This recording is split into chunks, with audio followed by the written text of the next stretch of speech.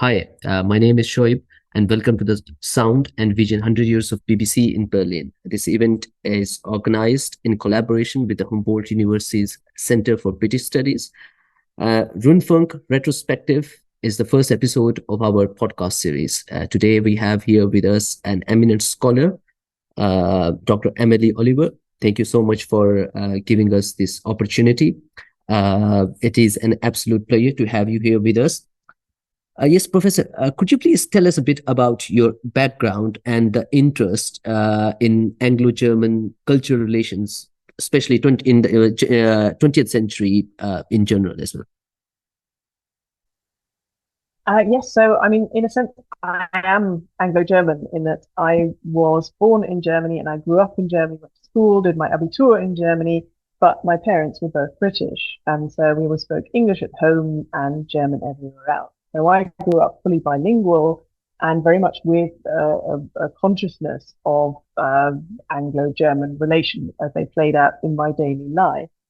Um, and so I've always been fascinated by how these two countries interact politically, socially, culturally, particularly in the 20th century when there are such extreme clashes and tensions, but you also still continue to have this sense of mutual fascination of the two countries with each other. And so as a postdoctoral researcher, I had the opportunity of working on a project examining cultural life in Germany under British occupation immediately after the Second World War. And while I was researching that, I kept coming across references to the BBC German service. And so I thought, oh, well, I really must know more about this. And I'd really like to read a history of the BBC German service. And I discovered there was no such thing. I couldn't find it anywhere. And so I thought, well, maybe I should write this. Maybe I need to look into this a bit more. And that's really how my research interest in the BBC German service arose. Yes, Professor, I wanted to ask, like in your 2020 piece for the seventh issue of Oxford Polyglot, you mentioned that the BBC's German service it had an inauspicious start, like how it's related to Chamberlain's speech on the Czechoslovak crisis, which he called a quarrel in the faraway country between people of whom we know nothing. Why did the BBC have to track down like that German illustrator Walter Goetz that day, and one certain the London correspondent of an Austrian newspaper on the same day, like when Chamberlain delivered that speech? Well, this is linked to this idea of the German service being a bit of an afterthought and created very hastily and in an ad hoc manner. So the BBC German service's first broadcast was on the 27th of September 1938, and it was a bit of a disaster. The Prime Minister, Neville Chamberlain, had just returned from meeting Hitler in Munich over the annexation of the Sudetenland. And the BBC was informed rather late that the Prime Minister wanted his speech from number 10 Downing Street broadcast simultaneously in several other European languages, among them chiefly German. And so this left BBC producers scrambling to find translators and speakers of the different languages to carry out this broadcast. And they were ringing around London trying to find people who could do this. And they found Robert Lucas, who was a Jewish Austrian emigre. He was working as a London correspondent for a Viennese newspaper. And he was tasked with translating the broadcast live as it was going out from number 10. And then they also randomly lighted upon Walter Goetz, who was German born. He was a cartoonist for the Daily Express. And he had to read the German version live on air as it was being fed through to him line by line while Robert Lucas was doing the translation.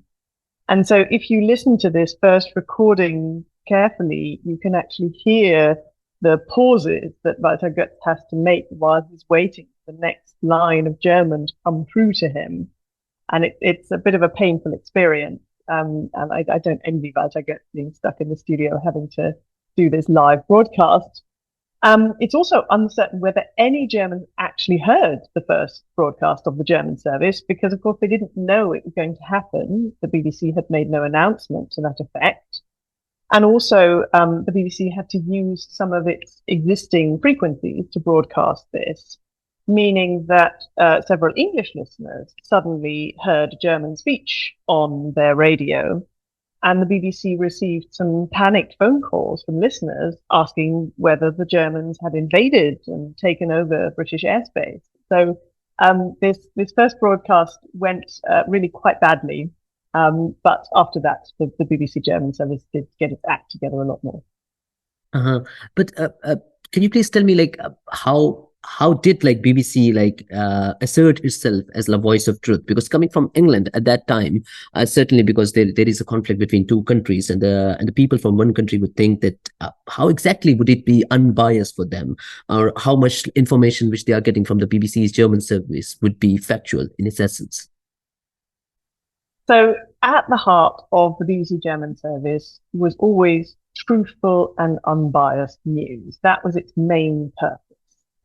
So news was really at the heart of it, and all other programming was seen as bait for the news that would reel people in a sense.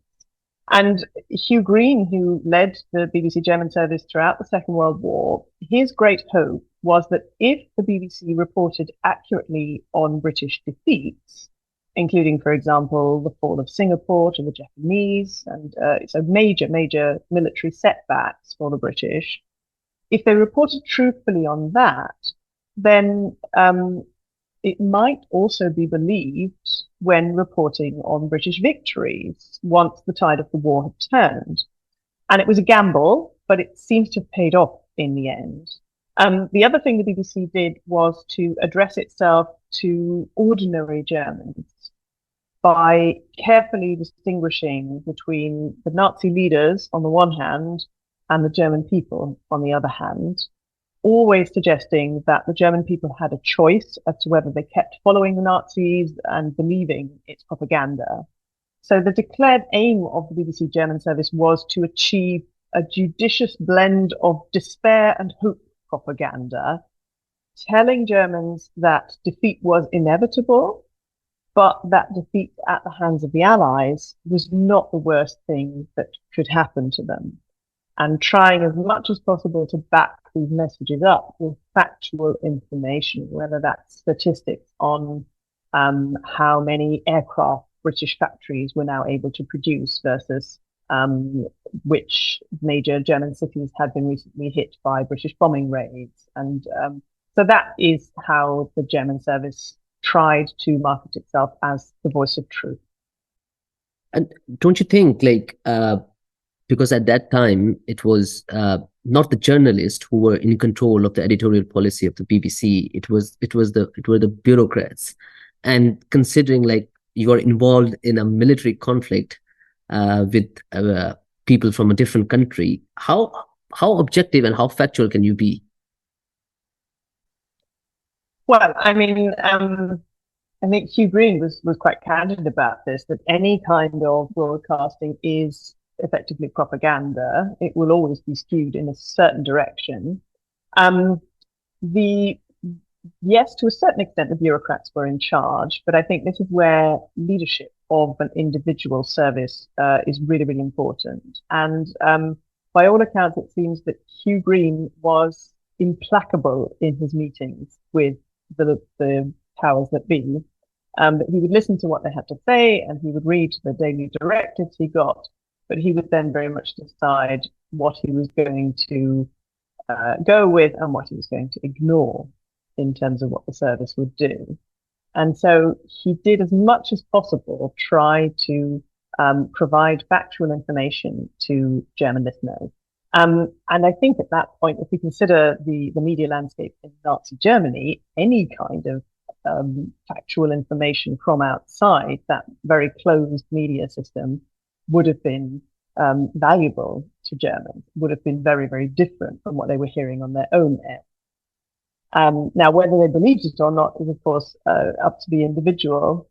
But I think certainly as the tide of war began to turn and Germans began to doubt more and more whether these huge inflated claims of German victories that they kept hearing, whether they were actually true, I think more and more Germans might at that point have come round to considering that what they were hearing on the BBC was actually more reliable than their own service. Yes, this leads me to my next question. Like, how did the people in Germany access the BBC broadcast, or why didn't with the Nazi regime at that time, they didn't jam the signals, or like what was the quality of the broadcast, and how accessible it was for the common people? So there were major regional disparities in how well you could receive the German service. And that was largely based on geography. So the further away you were from Britain, of course, the less of the broadcast quality. So the reception of the German service was definitely better in, say, North Germany than it would have been in Austria. The further away you got from Britain, the harder it was to receive the German service. The German service was transmitted by a medium wave, and reception was best at night. So many people would listen at night. And one advantage, perhaps, was that many German households owned a radio set, because the Nazis, of course, were keen that people should own radios. But the Nazis, of course, did impose penalties on listening to the BBC German service, and that ranged from financial fines up to the death penalty. They also did things like issuing a card that you were supposed to attach to your radio set, which covered up enemy frequencies so that you wouldn't be tempted to tune into those. And you also had to be careful that the neighbours weren't listening, that they didn't hear you listening to the BBC. And so, for instance, many people remember listening underneath a blanket or underneath the bedclothes in order to be able to hear the BBC German service, but so that the neighbours couldn't hear them listening to it. And the Nazis also took other measures against the BBC. They engaged in broadcast jamming. So that's the practice of broadcasting interference noise on the same frequency as the German service. And Hugh Green actually traveled to Stockholm to listen to the German service from there and assess the impact of Nazi broadcast jamming and whether that would make listening impossible. And on this visit, he concluded that listening was still possible, but that with Nazi broadcast jamming, it was very tiring to listen to the BBC German service. And so he decided that in order to counteract the jamming, all programs needed to be kept short. The longest was 15 minutes. There would be no complicated sound effects on the German service. And he recruited speakers with deep, resonant voices because those carried the best. And he decided that news items would be read by alternating speakers so that you could tell when a new news item was starting. So those were some of the things that the German service did to counteract Nazi measures. Mm-hmm. Like the radio broadcasts at that time were pretty much everywhere. They were like America's like a radio network. There was Radio Moscow and radio transmissions coming from Tokyo as well at that time. Can you please tell me like what actually made BBC's radio service different? What was different about it? So it's hard to say, of course, because I wasn't there to listen to all the different voices on the air at the time. But I think it's serious factual content. The resolute focus on news rather than entertainment was something that might have set it apart from, say, the American Forces Network. And particularly the tone on the BBC, this clear, calm delivery contrasted with the kind of hectoring, propagandistic tone of some other stations. Hugh Green was also adamant that the BBC should present itself as a British broadcaster, not a mouthpiece for German emigres.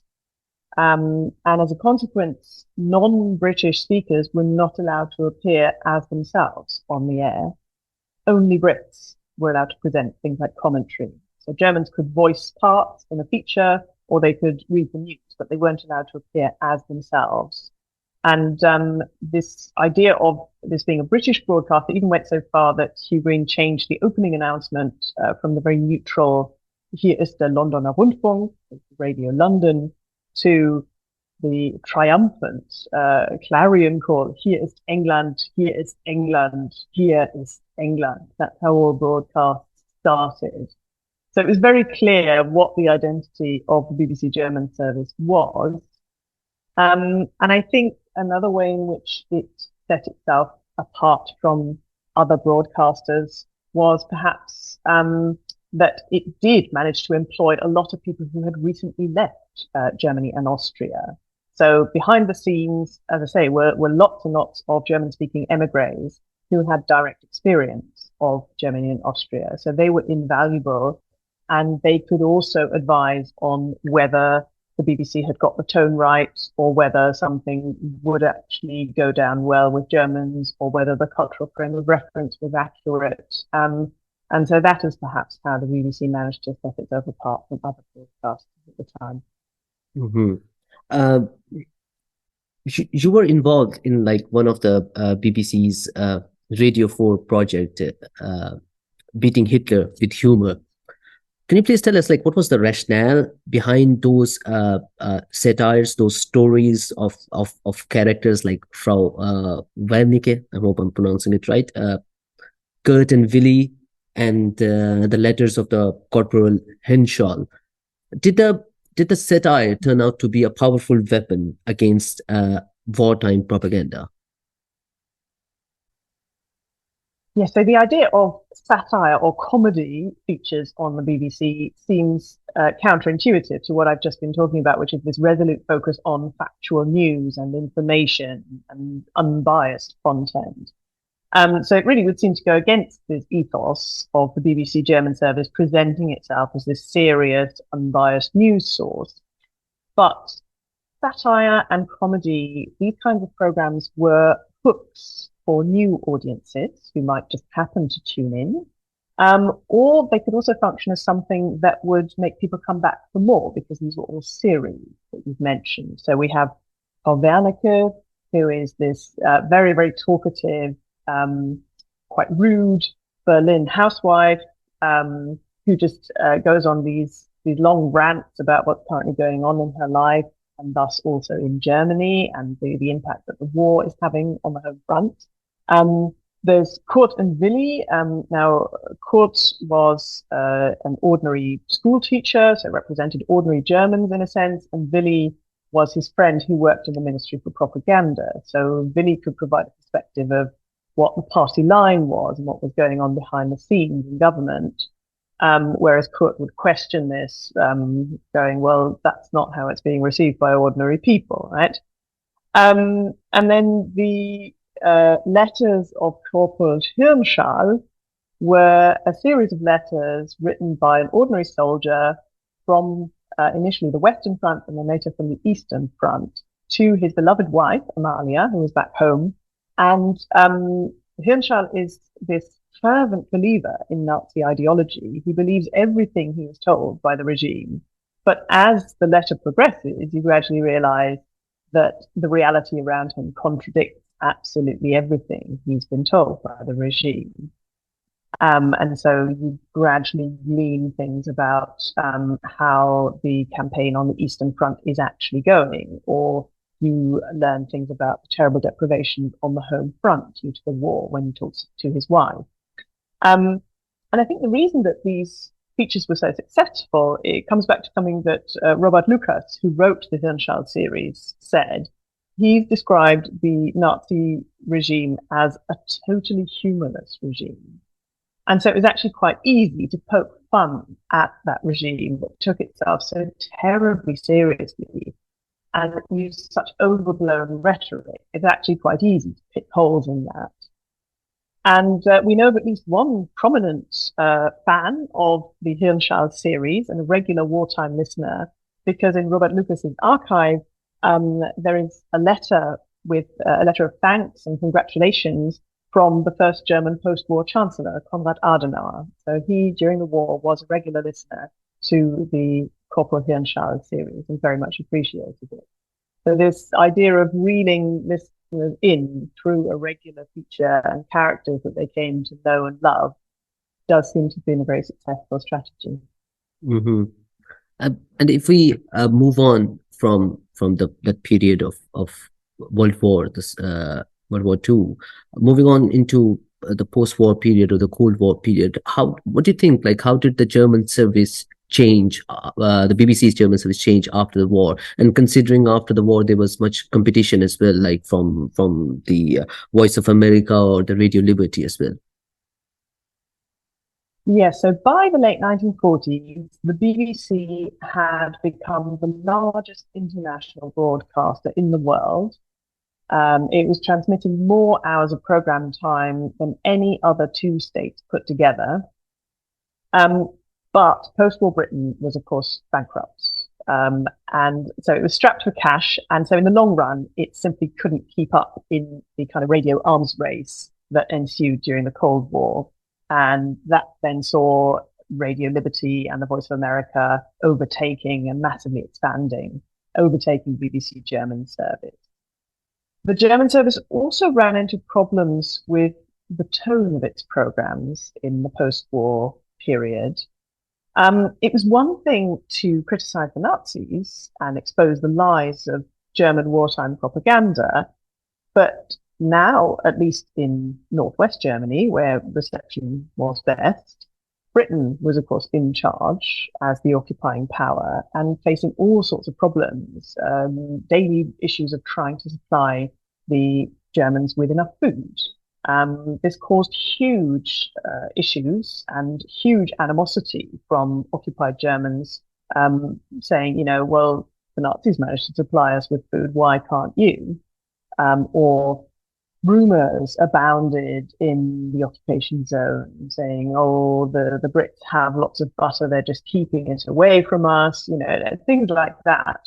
And the BBC German service could no longer so easily criticize the governing power because, of course, the Brits were now in charge. And gradually, a number of listeners began to lose faith in the German service, so that by the end of the occupation period, it was in real danger of losing its audience because of this disparity between what it was saying about Britain's grand aims and the reality on the ground in the occupation. But doesn't that bring us to this point? Like, maybe we must question, like, was there like any kind of relationship between the BBC's German service and the Foreign Office at that time, or the policies which the British government was trying to pursue? Well, the relationship between the BBC German service and the Foreign Office is a complex one in many, many ways. So all BBC external services are funded by the Foreign Office, or were historically funded by the Foreign Office. And that was through a kind of arm's length policy, a grant in aid that was set aside by the Foreign Office that would fund all of these external services, and so also the German service. So that meant that financially, in theory, the German service was dependent on the Foreign Office, albeit at arm's length. And for long periods of time, I think mostly they managed to maintain this independence from government. But of course, it was also subject to Foreign Office priorities. And if the Foreign Office no longer considered the German service useful or a major political priority, then it could always reduce funding, it could pull the plug. And then there is, beyond that kind of financial relationship, there is a very obscure relationship of BBC German service employees having the same sort of cultural background as a lot of people at the Foreign Office. So these people had often studied together at Oxford or Cambridge. They knew each other. And so there's this culture of having lunch together and talking about what the BBC German service is doing and what's happening at the Foreign Office. And the only trace you can find of that lunch is an invitation to the lunch that remains in the archive, but we don't know what was said at the actual lunch meeting. So we can only really speculate as to who said what to whom. But there do seem to have been an awful lot of lunches between the BBC German service and the Foreign Office. But in this context, I just remember, like, George Orwell, like, once mentioned that to one of his friends that he was being used by the British governing class when he was working for the BBC. Well, I mean, nobody was forced to work for the BBC, and we know that Orwell was quite unhappy at the BBC, so it clearly wasn't for him. But anyone who stayed at the BBC for in the longer term had clearly signed up to this idea of it being a British institution and in a certain sense being at the service of the British people and the British government. Although having said that, the BBC has this huge reputation for independence. Wherever you go in the world, still people know the BBC in the furthest flung corners of the world. And most of the time, they rate the BBC as an independent source of information. So and I don't think that reputation comes from nothing. I do think people worked incredibly hard to maintain independence from any kind of government interference. But I think for large parts, certainly of the Cold War era, you have this phenomenon where both major players in the BBC, German service, and at the Foreign Office hold very, very similar views about what government should do, about what international broadcasting should achieve. So they were very much on the same page, rather than it being a sort of top-down approach of the Foreign Office keeping a tight grip on BBC German service employees and forcing them to say certain things. I think it was more a case of a shared understanding of what an international broadcaster should do in times of the Cold War. Well, sorry, I want to ask like one question, but it brings us back to again to the pre-war period, like before.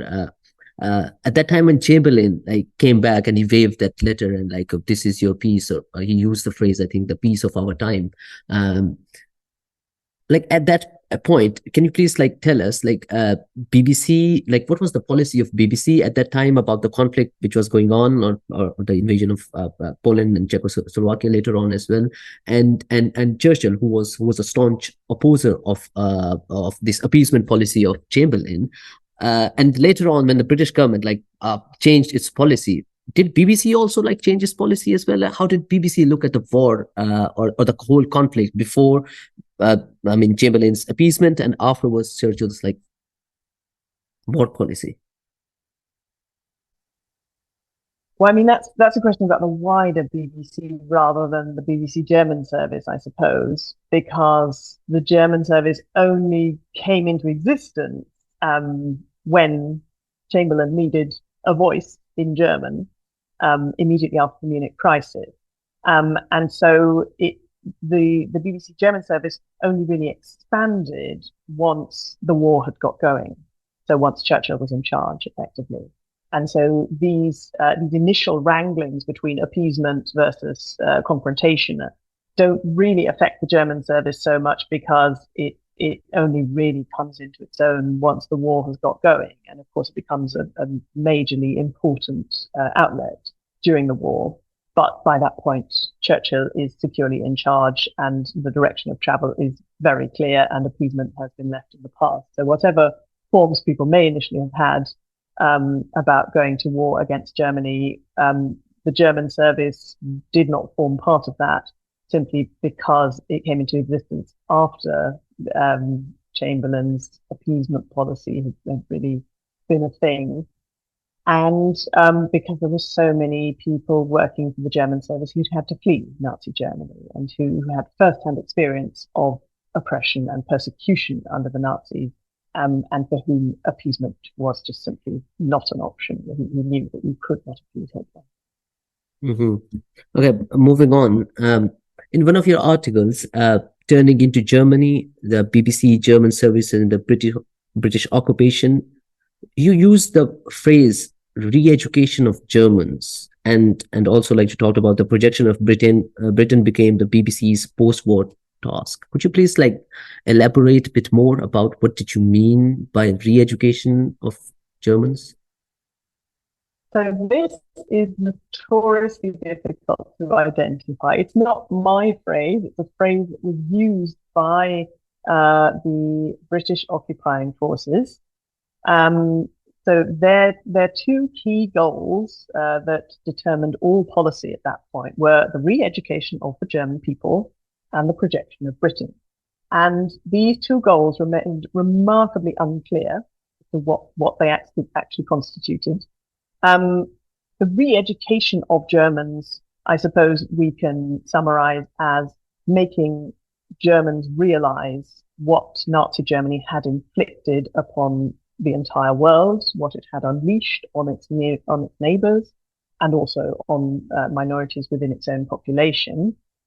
And so making Germans realize that and acknowledge the harm Germany had done and take responsibility for that, but also, majorly restructuring what was taught in German schools, looking at university syllabi and that kind of thing, and trying to achieve reform there. And it led to some really silly things like works of Caesar being banned in Latin lessons because they were too warlike and that kind of thing, so the re-education of Germans was a constant area of renegotiation and rethinking. I don't think any occupying power ever really figured out how to go about it properly. And then the other thing, the projection of Britain, that was, of course, a uniquely British aim, was this idea that Britain should be presented in a positive light, that the British point of view should be applied to all things. And so that's where it becomes a little bit tricky for the BBC German service, which, had marketed itself as the voice of truth and this independent, unbiased news source, to suddenly have to adopt a resolutely positive stance on all things concerning Britain when, as I mentioned previously, there were real issues with how the British were running their zone of occupation. And there was real conflict about things like denazification, how they were going about that, and who was allowed to remain in power and who was allowed to keep running a business, and who was instead being charged with having been a Nazi. So there were all kinds of really thorny issues during the British occupation of Germany that made it very, very difficult for the German service to keep its kind of wartime tone of telling the truth and being objective, but also having perhaps a sense of humor about the regime that's in charge, because the Brits were in charge and they couldn't really make fun of themselves, or they weren't allowed to some extent. But then, what do you think? How fair was the criticism of Richard O'Rourke, like when he called the BBC service like schoolmasterly approach?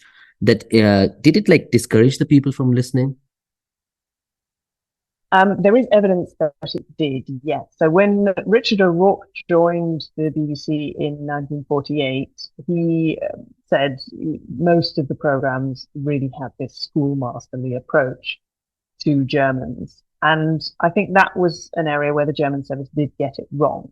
There were lots and lots of programs on the recent Nazi past, obviously, because they needed to re-educate Germans. And so there was a long, long series on the Nuremberg trials, chronicling those. There were series also on Britain's positive imperial role, and those kinds of things where you really do start to see the irony and this increasing disparity between dismantling a regime that had made territorial claims, the Nazis, whilst also presenting in a positive light a regime that continues to have colonies and oppress other nations. So yes, in many of those programs, the BBC did adopt quite a kind of schoolmasterly approach and a preaching kind of tone almost. But it did continue to run a lot of other programs.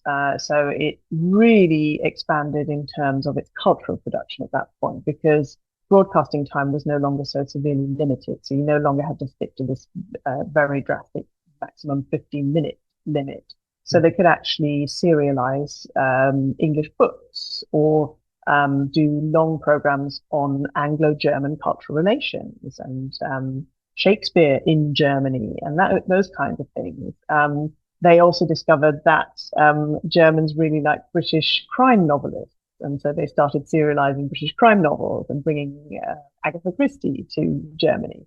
So, yes, on the one hand, their sort of factual broadcasting became very preachy in a sense during the occupation period. But on the other hand, there were real avenues for Anglo-German exchange, a real exchange of ideas and interaction. And another important thing they did at this point was introduce English lessons by radio, which of course many Germans were very keen on at this point because there was a real necessity to learn English very rapidly. And so that became a huge source of fascination, and you would listen very, very regularly because you didn't want to miss your next English lesson. Mhm. So yeah, there were pros and cons and some real issues during the occupation period.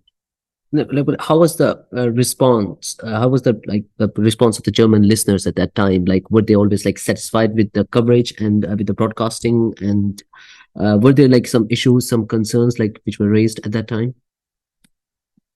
Yes, it's really interesting. We can trace the development of listener engagement at this point quite closely because, of course, during the war, the BBC had very little means of getting any direct feedback from German listeners. Then after the war, it starts to get thousands and thousands of letters from German listeners, often praising the BBC and thanking them for sustaining them during their darkest hour under Nazi rule and those kinds of things. But gradually, these letters start to change in tone, and some of them become really disillusioned with the BBC, criticizing those things I've pointed out. You keep saying the Brits are going to provide us with food and this will all be sorted out and they're doing a great job. I can tell you they're not. So disillusionment also turning into real vitriol. So several listeners said, look, I listened to you throughout the war and I am now completely disillusioned with what you're doing. I disagree with everything you say. I'm going to stop listening. At the same time, there are new listeners coming in who say, I love your English lessons on the radio, or I love listening to your cultural features. But certainly in terms of the political broadcasting it was doing, the German service was in real danger of losing more and more listeners. Because the other thing that we need to factor in at this point in time is that Germans have a choice as to what they listen to. You have the Americans starting up radio stations in their zone, the French, of course, and the Brits on the ground in Germany were starting up the Nordwestdeutscher Rundfunk, so what would later become the NDR, the major North German broadcaster. And so many former listeners of the BBC German service decided to tune into that instead because they trusted it more, or it was just more suited to their listening needs. Mhm. The most popular program of the East Germany service was the this one, a letter without signatures. Could you please like tell us a bit more about that, and also like what was the fate of those letters and the writers, and was that like in any way related to the fall of the wall later on as well or not? So Letters Without Signatures was the BBC's longest running post-war program. It ran from 1948 to 74. And it arose out of this regular correspondence with listeners. The BBC German service noticed that it was getting more and more letters from the eastern zone of occupation, the Soviet zone. And they eventually decided to create a separate service for East Germany, which they called the German East Zone Program, branding it as a temporary thing, but it did continue for a long, long time. And the most popular feature on this became this letterbox program, Letters Without Signature. And the great novelty of this was that Germans in the Soviet zone of occupation and then later the German Democratic Republic could write to the BBC, and these letters would be read out on air and broadcast back into East Germany. And so people could hear a variety of views, which they wouldn't normally get to hear within the GDR. And if you were one of these correspondents with the BBC, you could potentially hear your own voice being broadcast on air. And so that was something very special for some people. Now, corresponding with the BBC from the GDR was, of course, not straightforward, and it came with major risks because the Stasi became increasingly interested in this program and the people who were writing to it. So the basic process for writing to the BBC from East Germany was that at the end of the program, Letters Without Signatures, the speaker would read out a list of cover addresses that people should write to. And these were usually in West Berlin. They were linked to bomb sites. So there wasn't actually a house there, or people didn't live there. And so this would tell the West German Postal Service, the West Berlin Postal Service, to forward these letters to the BBC Berlin office. From there, they went by diplomatic mail bag to London, so very securely.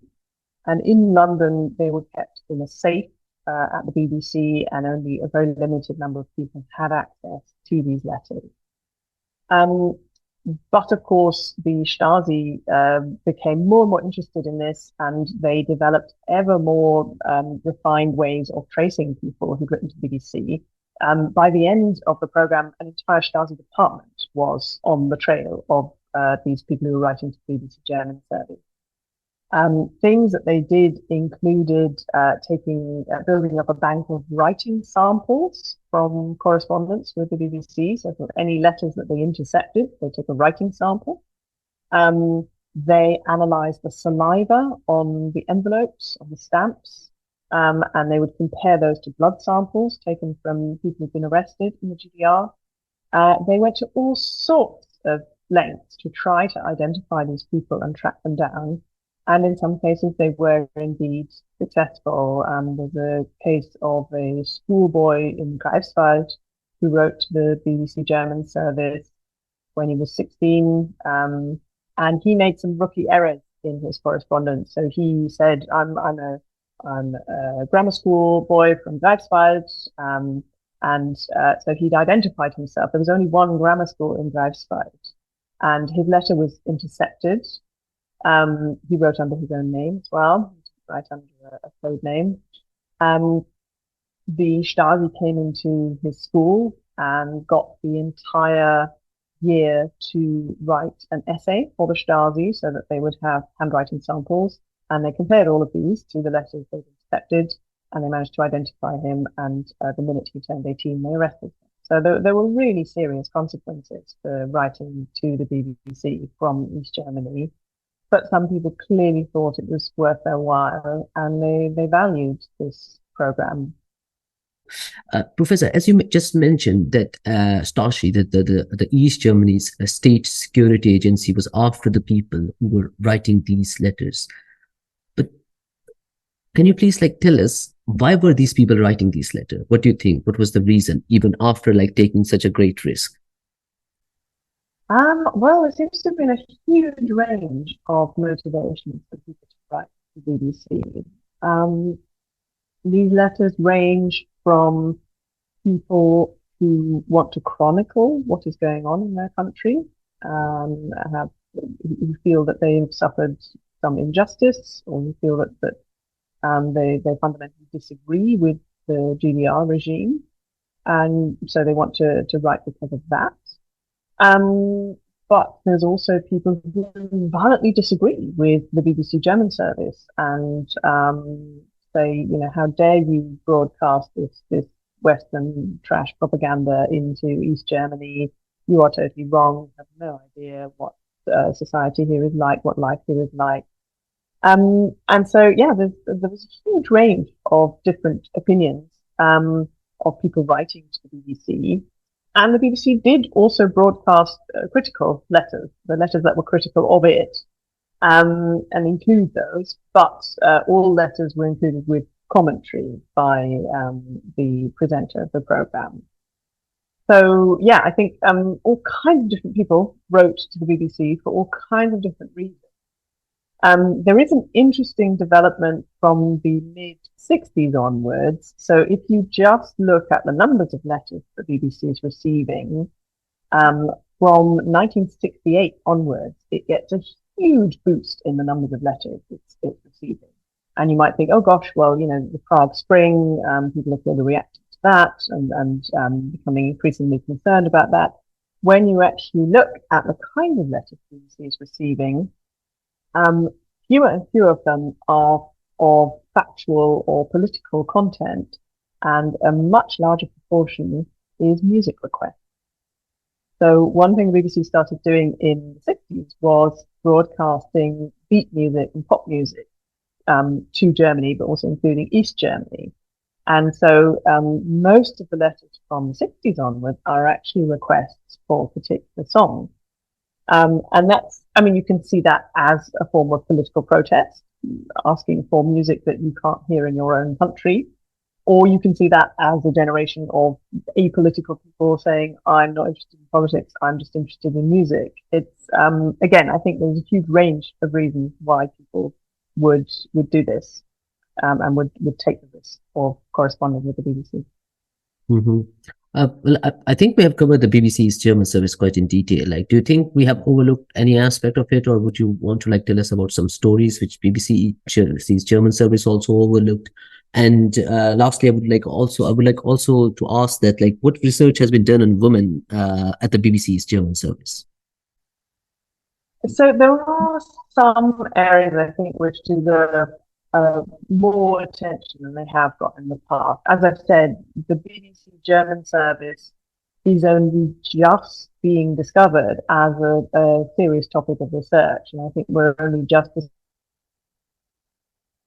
discovering how rich that archive really is. There's several aspects which have been overlooked. So one thing concerns archival sources. So the German Broadcasting Archive in Frankfurt, the Deutsches Rundfunkarchiv, holds huge numbers of recordings of BBC programs from the late 1970s to the 90s. So most of the stuff that was broadcast on the BBC German service is from the 70s to the 90s, rests in the Frankfurt archive. And none of this stuff has been catalogued. So you're kind of listening into this random generator of different programs. So I think there needs to be a lot of work done on figuring out what we have, what there is in terms of audio archive, and then gradually going into that and asking what can that tell us about the BBC German service at this time. I've only scratched the surface of it. And then there's, as you mentioned, the role of women at the BBC German service, I think has been overlooked.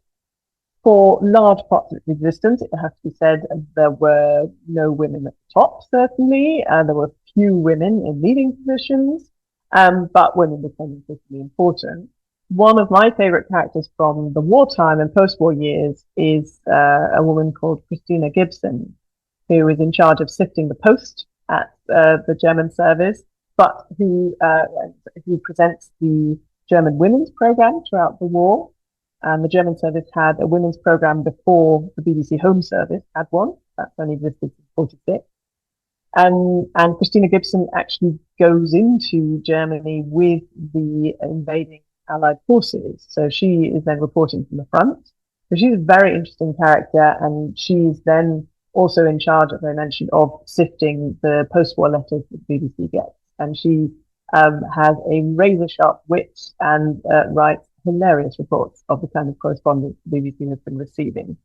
So I think there is a lot more work to be done in that area. And also just, things like the major German-speaking poet and Shakespeare translator Erich Fied worked for the German service for about 20 years. And there are one or two articles on this, but not very much has been done on his work there. He worked specifically for the East Zone program because he was a convinced Marxist, um, and could critique the GBR from within, as it were. And so he was a credible voice on the BBC German service. But large parts of that work that Edith Fleet did for the German service remains unexplored. So I would love to see more work happening in that area. Mm-hmm. I think we have covered the topic quite in detail, especially about the BBC's German service as well.